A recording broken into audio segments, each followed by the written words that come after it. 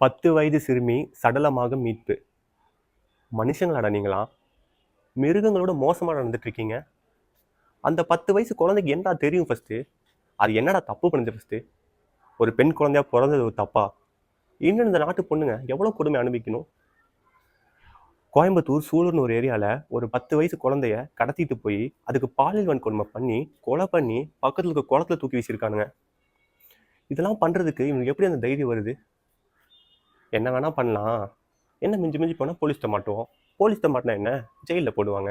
ஜெயிலில் போட்டால் தினமும் ஓசியாக சோறு சாப்பிட்டுட்டு அப்படியே வாழ்ந்துடலாம். இப்படிங்கிற எண்ணத்தினாலையா?